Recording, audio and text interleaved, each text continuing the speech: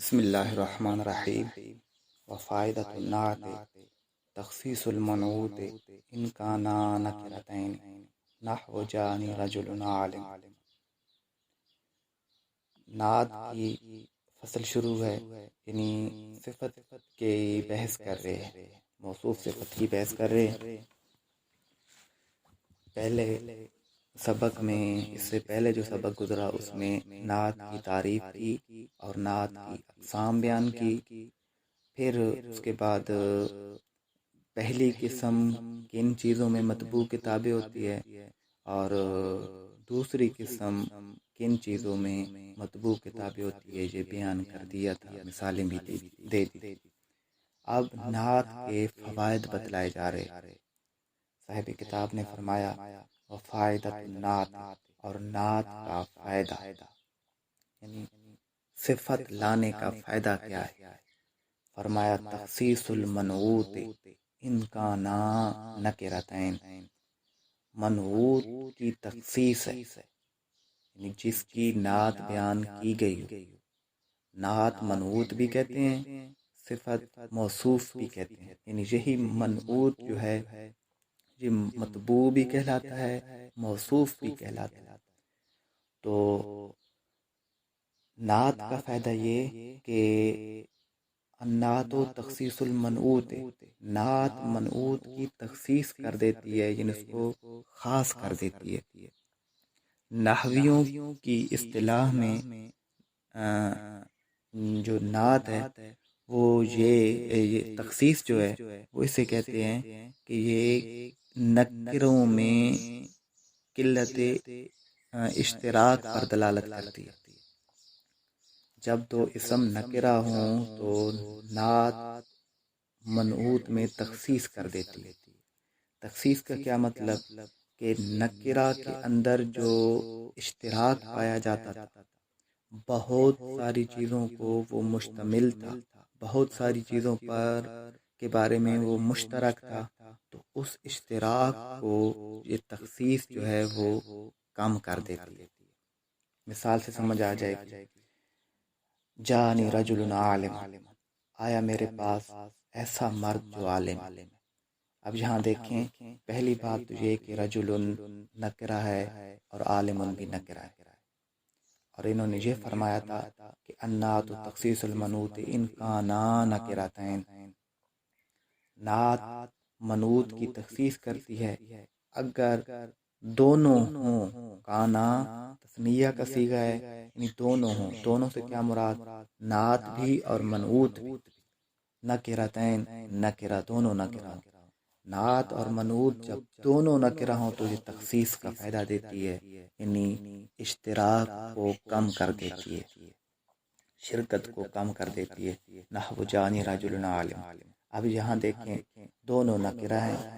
اب جب دونوں نکرہ ہیں تو عالم نے تخصیص کا فائدہ دے دیا، یعنی رجل، پہلے جب کہا گیا کہ جاءنی رجل، آیا میرے پاس مرد، کوئی بھی مرد مراد ہو سکتا تھا۔ اب یہ رجل جو کہ نکرہ ہے یہ مختلف افراد کو شامل تھا، لیکن عالم جو کہ نکرہ ہے یہ صفت لا کر رجل کا جو اشتراک بہت زیادہ تھا اس کو تھوڑا کر دیا کہ نہیں وہ مرد آیا جو کہ عالم ہے۔ تو پہلے لفظ رجل بہت سارے معانی پر دلالت کر رہا تھا، بہت سارے افراد کو مشترک تھا، لیکن عالم نے اشتراک کو کم کر دیا، جاءنی رجل عالم۔ وتوضیحہ ان کانا معرفتین، اب دوسرا فائدہ یہ بتلا رہے ہیں کہ وتوضیحہ، اور یہ اپنے منعوت کی وضاحت کر دیتی ہے، ان کانا معرفتین، اگر دونوں معرفہ ہوں، یعنی دونوں معرفہ ہوں، نعت بھی منعوت بھی، تو یہ منعوت کی وضاحت کر دیتی ہے، توضیح کر دیتی ہے۔ توضیح کا مطلب یہ کہ احتمال کو رفع کر دیتی، جو احتمال پہلے پیدا ہو رہا تھا منعوت میں اس احتمال کو یہ دور کر دیتی ہے۔ نحو جاءنی زید الفاضل، آیا میرے پاس زید جو کہ فاضل ہے، یعنی ایسا زید آیا جو کہ فاضل ہے۔ اب یہاں دیکھیں جانی زید، آیا میرے پاس زید، زید معرفہ تھا، کوئی بھی زید مراد لیا جا سکتا تھا کہ اس کے پاس کون آیا۔ الفاضل کہہ کر زید کی توضیح کر دی، یعنی مختلف جو احتمالات تھے اس کو دور کر دیا کہ ہو سکتا ہے اگر فرض کیا 2 یا 3 زید ہیں یا زیادہ زید ہیں تو اب یہ معلوم نہیں ہو سکتا تھا کہ کون سا زید اس کے پاس آیا۔ تو الفاضل نے اس زید کی وضاحت کر دی کہ اس کے پاس فلاں زید جو ہے وہ آیا جو فاضل ہے۔ تو زید بھی معرفہ، الفاضل بھی معرفہ۔ اب الفاضل زید کی نعت بن رہا ہے، تو یہ جب معرفہ کی نعت بن رہا ہو تو پھر اس میں توضیح کا فائدہ دیتا ہے۔ توضیح کا فائدہ یہ ہے کہ یہ احتمال کو ختم کر دیتا ہے۔ زید کہہ کر، زید کہنے سے مختلف احتمالات تھے، الفاضل نے اس احتمال کو دور کر دیا کہ کون سا اب زید۔ یہ دو فائدے بتلاتی ہے کہ اگر دونوں معرفہ ہوں نعت اور منعوت، پھر توضیح وضاحت کا فائدہ دیتا ہے۔ توضیح کہتے ہیں احتمال کو دور کرنا۔ اگر نعت اور منعوت نکرہ ہوں تو یہ تخصیص کا فائدہ دیتا ہے۔ تخصیص کا مطلب یہ ہے کہ یہ اشتراک کو تھوڑا کر دیتا ہے، قلت اشراک کے معنی دیتا ہے۔ وَقَدْ يَكُونُ لِمُجَرَّدِ الثَّنَاءِ وَالْمَدْحِ نحو بسم اللہ الرحمن الرحیم۔ وَقَدْ يَكُونُ، یہاں دیکھیں کہ یکون مضارع اور قد اس پر داخل ہے۔ مضارع پر قد داخل ہو تو تقلیل کے معنی دیتا ہے، ماضی پر قد داخل ہو تو تحقیق کے معنی دیتا ہے۔ یعنی وَقَدْ يَكُونُ، اور کبھی کبھی ہوتا ہے، لمجرد الثناء، مجرد ثناء کے لیے، یعنی یہ جو نعت ہوتی ہے یہ کبھی کبھی صرف ثناء اور مدح کے لیے ذکر کی جاتی ہے۔ یعنی یہ تیسرا فائدہ بتلا رہے ہیں نعت کا، لیکن قد یکونو کہہ کر یہ واضح کر دیا کہ یہ فائدہ جو ہے نا یہ بہت کم پایا جاتا ہے۔ پہلے جو 2 فائدے تھے وہ زیادہ پائے جاتے تھے، تخصیص اور توضیح کا۔ یہ جو فائدہ ہوتا ہے یہ بہت کم پایا جاتا ہے، قد یکونو کہہ کر اس طرف اشارہ کر دیا۔ اب یہ کیا ہے، یہ کہ نعت جو ہے یہ کبھی کبھی صرف ثناء اور مدح کے لیے استعمال کی جاتی ہے، نحو بسم اللہ الرحمن الرحیم۔ اب یہاں دیکھیں اللہ موصوف ہے، الرحمن اور الرحیم اس کی صفات ہے۔ اب یہ رحمان اور رحیم جو صفات ہیں یہ صرف مدح اور ثناء کے لیے یہاں پر ذکر کی گئی ہے۔ اور یہ مدح اور ثناء کے بارے میں یہ یاد رکھیں کہ مدح اور ثناء صرف اس وقت ہوتی ہے جب مخاطب موصوف کے بارے میں پہلے سے جانتا ہو۔ جہاں آپ دیکھیں کہ اللہ کی جو صفات بیان کی، اللہ کو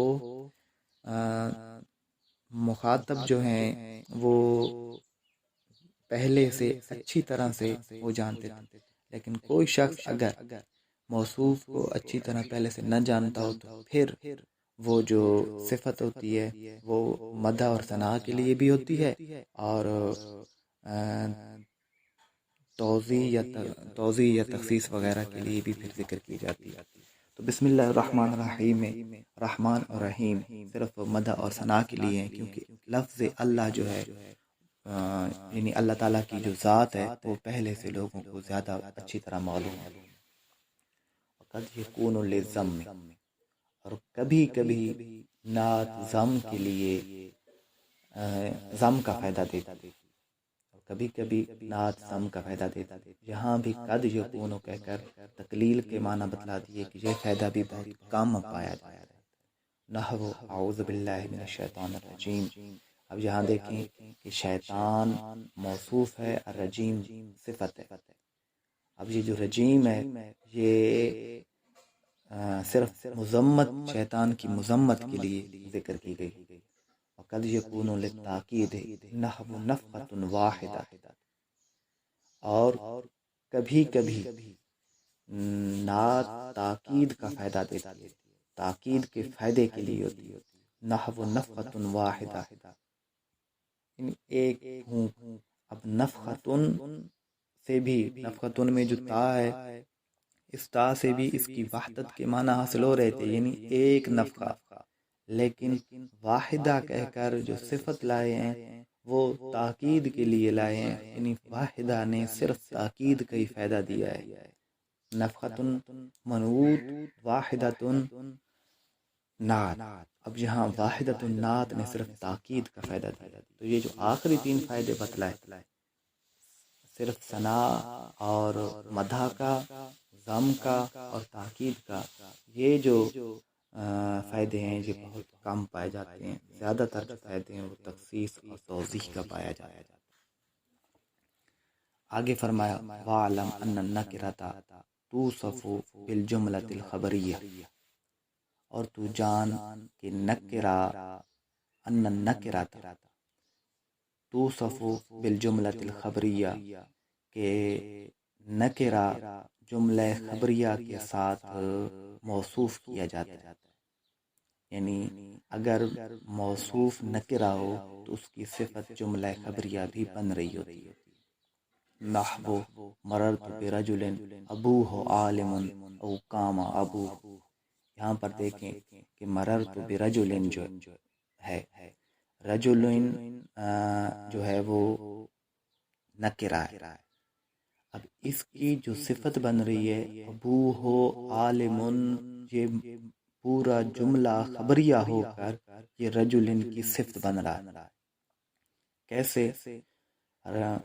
ابو مضاف، ہا ضمیر مضاف الیہ، مضاف مضاف الیہ مل کر مبتدا، عالم صیغہ اسم فاعل، ہوا ضمیر اس کا فاعل، اسم فاعل اپنے فاعل سے مل کر شبہ جملہ ہو کر خبر، مبتدا خبر مل کر جملہ اسمیہ خبریہ ہو کر صفت، رجل کی یہ صفت بن گیا۔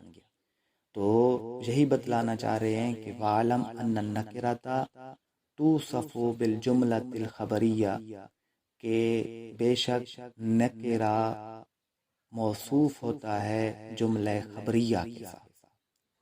اب وہ جملہ خبریہ چاہے اسمیہ ہو، او قام ابو ہو کہہ کر جملہ فعلیہ کی بھی وضاحت کر دی، چاہے وہ جملہ خبریہ فعلیہ ہو۔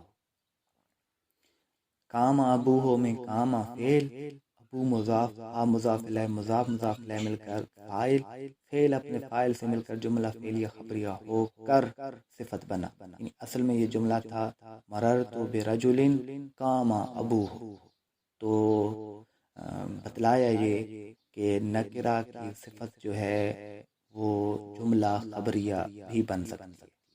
اب وہ جملہ خبریہ چاہے جملہ اسمیہ خبریہ ہو یا جملہ فعلیہ خبریہ ہو، جملہ خبریہ کہہ کر جملہ انشائیہ کو خارج کر دیا، یعنی نکرہ کی صفت جملہ انشائیہ نہیں بن سکتا۔ والمضمر لا یوصف ولا یوصف بہ، اور ضمیر نہ موصوف بنتی ہے نہ اس کے ساتھ صفت کی جاتی، یعنی نہ ضمیر موصوف بنتی ہے اور نہ صفت بنتی ہے۔ اس کی وجہ یہی ہے کہ ضمیر کو وضع کیا گیا ہے پہچان کی، اور جب متکلم یا مخاطب کی ضمیر ہو تو وہ زیادہ پہچان اس کے ذریعے ہو جاتی ہے، یعنی جب کوئی شخص متکلم ہو تو اب وہ جب متکلم اپنے لیے جو ضمیر کا ذکر کر رہا ہو، تو اپنے لیے جب ضمیر کا ذکر کر رہا ہوگا تو یہ سب سے زیادہ پہچان دلانے والی چیز ہے۔ تو جو صفت ہوتی ہے، صفت کا فائدہ پیچھے انہوں نے ذکر کیا، یا تو تخصیص ہوتی ہے یا توضیح ہوتی ہے، یعنی صفت جب بیان کی جا رہی ہو تو یہ موصوف کی یا تو وضاحت کر رہی ہوتی ہے یا اس کو خاص کر رہی ہوتی ہے۔